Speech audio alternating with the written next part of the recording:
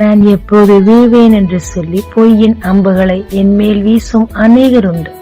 கர்த்தாவே, நீர் என்னை காப்பாற்றும் என்று எஞ்சும் ஆத்துமாவே, இன்று கர்த்தர் உங்களுக்கு சொல்லுவது ஆதியாகமம் 15:1. நீ பயப்படாதே, நான் உனக்கு கேடகமும் உனக்கு மகா பெரிய பலனுமாய் இருக்கிறேன். சோதோமின் ராஜா நினைத்தான் ஆபிரகாமின் பலன் அவர் ஜனங்களோடு இருக்கிறது என்று.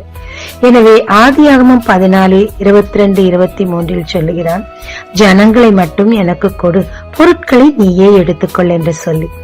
ஆனால் ஆபிரகாமோ, உன் செருப்பு வாரை கூட நான் எடுக்க மாட்டேன், என் கரங்களை தேவனிடத்தில் உயர்த்தி வைத்திருக்கிறேன் என்று சொன்னார். இந்த வார்த்தை ஆபிரகாம் சொன்ன உடனேயே என் மகன் என்னை எவ்வளவாய் நம்புகிறான் என்று சொல்லி அடுத்த அதிகாரம் 15:1 தானே இந்த வார்த்தைகளை கர்த்தர் சொல்லுகிறார். ஆனால் சவுலோ தேவன் தன்னை ராஜாவாக்கினார் என்பதை மறந்து அவரை பலனாய் கொள்ளாமல் ஜனங்களையும் தன் படை ஐஸ்வர்யத்தை பலனாய் கொண்டார்.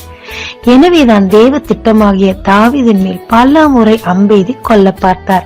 ஆனால் தாவீதின் மிகப்பெரிய பலன் கேடகம் தேவன் தான் என்று சங்கீதம் 18 அவர் சொல்லுகிறார். அப்படி இருந்தபடியினால் எத்தனை முறை முயற்சித்த போதும் தேவன் தாவீதை காப்பாற்றினார்.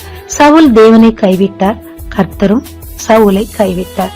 இந்த சூழ்நிலை நமக்கு வராதபடி நாம் பார்த்து கொள்ள வேண்டுங்க. சில நேரங்கள்ல நான் நினைப்பதுண்டு, யுகா யுகமாய் நான் கர்த்தரோடு வாழும்போது என்ன வார்த்தைகளை சொல்லி துதிப்பேன் என்று சொல்லி. உனக்கு விரோதமாய் உருவாக்கப்படும் ஆயுதம் வாய்க்காதே போகும் என்று சொன்ன அந்த கர்த்தர் கண்ணுக்கு தெரிந்து பல முறை நம்மை காப்பாற்றியிருக்கிறார். ஆனால் கண்ணுக்கு தெரியாமல் இந்த அந்தகார லோகாதிபதி அவருடைய திட்டங்களை எல்லாம் உடைத்து, எதிரிகளின் திட்டங்களை எல்லாம் உடைத்து, நமக்கு விரோதமாய் எழும்பும் மந்திரவாத பில்லி சூனியங்கள் எல்லாவற்றையும் உடைத்து நம்மை எப்போதும் 24/7 நம்மை பாதுகாக்கிறாருங்க. இதை நினைத்தால் யுகா யுகமாய் துதிக்காமல் எப்படிங்க இருக்க முடியும்? இதையெல்லாம் அப்போதுதான் நமக்கு வெளிப்படுத்துவார் என்று நினைக்கிறேன். அதனால நீங்க யார நம்புறீங்களோ நம்பலையோ அது வேஸ்டுங்க. கர்த்தரை இறுக பற்றி கொள்ளுங்க.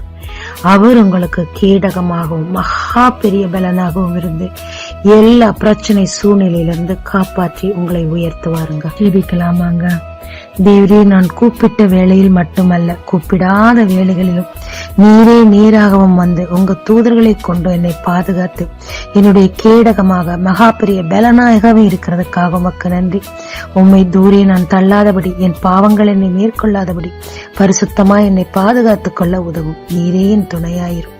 இயேசு மூலம் பிதாவே, ஆமென். இயேசு கிறிஸ்துவின் நாமத்தில் இந்த நாளில் உங்களை ஆசீர்வதிக்கும் ஜீசஸ் விஷன்.